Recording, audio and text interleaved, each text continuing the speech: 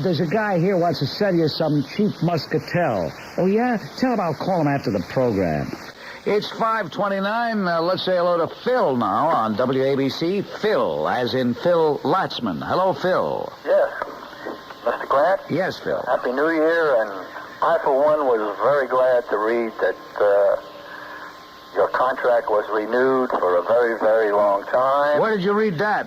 It was in the newspaper. I told him to keep it quiet. Well, it wasn't a newspaper. We got a program director here that went around bragging.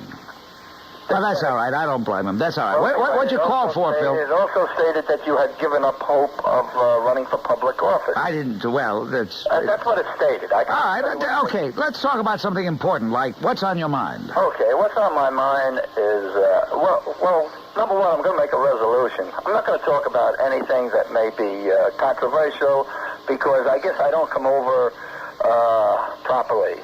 That's true. You don't come over properly. Well, I certainly, I don't mean anything by what I say, except I've always felt that representation is just a little overbearing in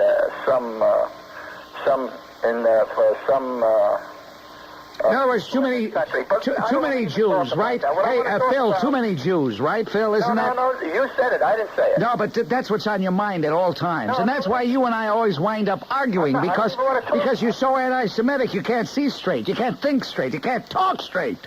Well, one of us isn't talking straight right now. I happen to be very calm. I'm not calm. I get agitated because I know that in the back of your mind, no matter what you start out talking about, you wind up with some anti-Jewish shtick. Well, let's try me. Let's try you. What, do I have to give you a test? Okay. What I want to talk about is reverse discrimination. All right. A few years ago... By the way, Phil. Yeah. Since everybody wants me to promote other programs, let me promote my own. Tomorrow, there's a guy by the name of Chester Grabowski supposed to come in. He publishes something called the Post-Eagle. You'll like him. He's real anti-Semitic.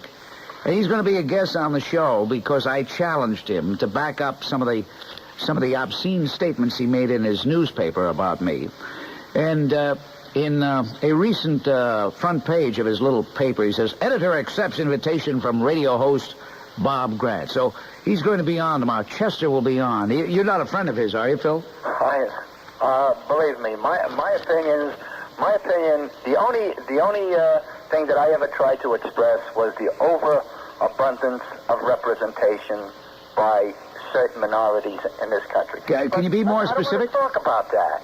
I really don't want to talk about that. You want to give the Jews a rest, okay. What I want to say is this.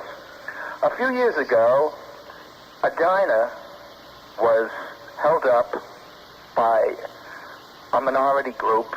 Do you want to identify them? Well, they were black. Why do you find it so difficult to say that? Why do you go, well, they were black? Why do you do it that way? They held up this diner. That was out on Long Island, pal. And they forced a woman in this diner to do acts on the ones that perpetrated the crime. What are they? You know, you're being so vague. You're making me nervous. What did they force her to do? Well, they forced them to do perform falafel. Well, I remember the case, Phil. I know remember the case. All right.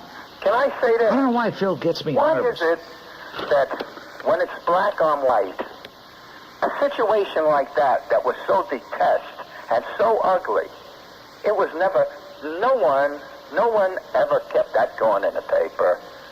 Just like the time when people went to a concert in Central Park, and there were hordes of blacks that attacked the people walking out of this concert. Yeah, we should have sent Diana Ross a bill.